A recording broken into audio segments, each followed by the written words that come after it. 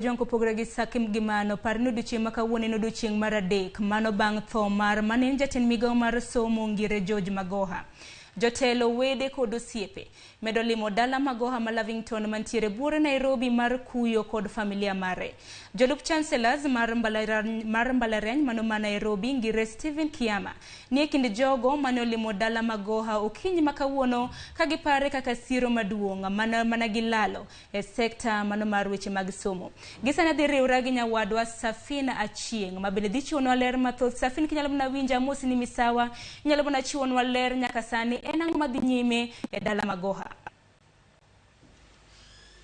Erokamano Sharon akawo mosni no en mana ni wan gi kuyo ka achung' oko mar ot mar manen jatend migawo mar somo Professor George Magoha. Mana kaka isewacho no en dala dek nyaka ne land thone kendo ringre okane kar kano ringre mar Lee Funeral Home manitie Nairobi kae. To kaka isewacho no kawuono mana jotelo gi wede kod osiepe omedo mana biro kae mondo mi ojiw familia mare nikech en lal maduong' kuom familia mar manosenindo jaduong' Magoha nikech kaka wawuoyo sani negi dhi mbele gi chano ik mar owadgi Magoha ma be notho ka nitie piny mar Amerika mane ringre no chopo e piny kae nyoro.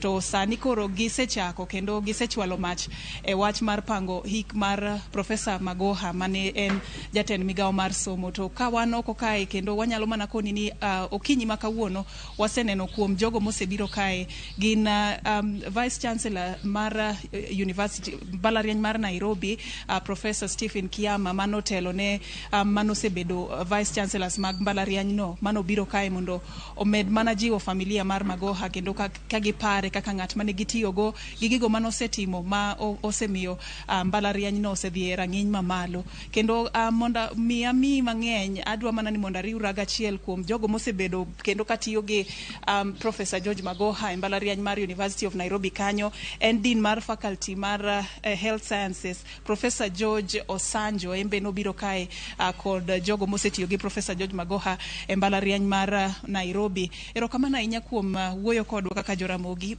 Inyalo mana nyisowa matuparo Professor George Magoha gi gigo mosetimo kaka University of Nairobi. Kama Professor George Magoha nobiro from 1988 to no from 1999 nobedo chairman mar Department of Surgery. 2000 nobedo Dean mar Faculty of Medicine. 2005 nobedo Vice Chancellor mar University of Nairobi. Professor Magoha and a top surgeon, one of the best surgeons in the country. To kendo no puonjo en japuonj mane ji ohero, nyithindo ohero kabisa, makata manche en cabinet secretary niche pod obiro to puonjo dakteche e University of Nairobi.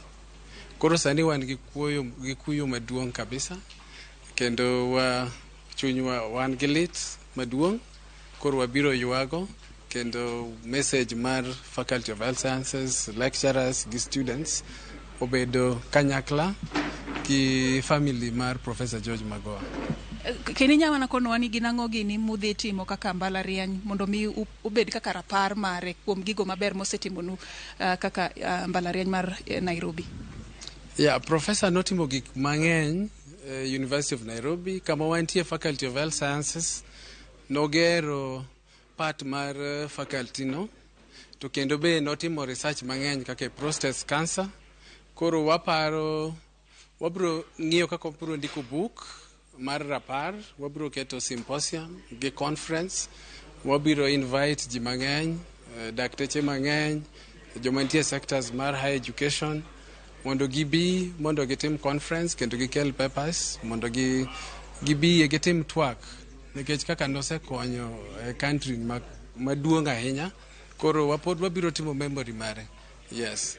Erokamano ahinya kuom loso kodwa kendo en mana kaka osewacho no mano Dean mar Faculty of Health Sciences mbalariany mar Nairobi na loso gi Professor George Osanjo kowacho ni en kuyo maduong' kata ne mbalariany mar Nairobi mabe nobiro kaka kawuono ko otelnegi gi jalup chancellor mar mbalariany no Stephen Kiama ka gisewuoyo gi familia mar George Magoha masani koro pango ik mare. Ringre ne pod okane kar kano ringre mar Lee Ramogi Funeral Home, kendo en ng'amo par kuom gigo mang'eny mosetimo e migawo mar somo kendo e migawo mar thieth, kendo mosebiro kae okinyi ma kawuono be en jatend riwruok mar jotich Kotu Francis Atwoli, ma be no paro kaka ndalo machon kanyo notemo mondo yud nafas ne nyathine e mbalariany mar Nairobi, ka Profesa Magoha emane ni kanyo kaka jalup chancellor. To owacho ni nobedo matek kabisa nikech Profesa Magoha owacho ni ne en ng'ama strict manokone ni nyathine ok nyal yudo chance kanyo, nyaka lu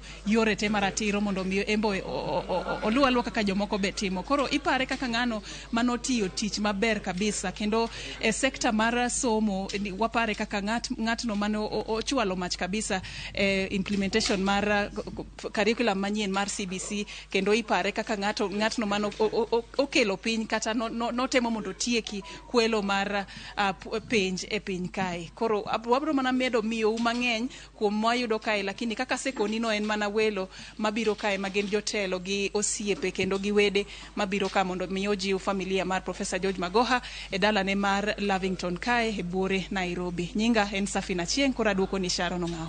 Erokamano ahinya Safin, wawinje yo makare kendo dholuo mariyo ng'ith. Erokamano ahinya wawinje yo makare. Mano na Safinya Koromge Jwanga, Safina Chieng, mano jafumbo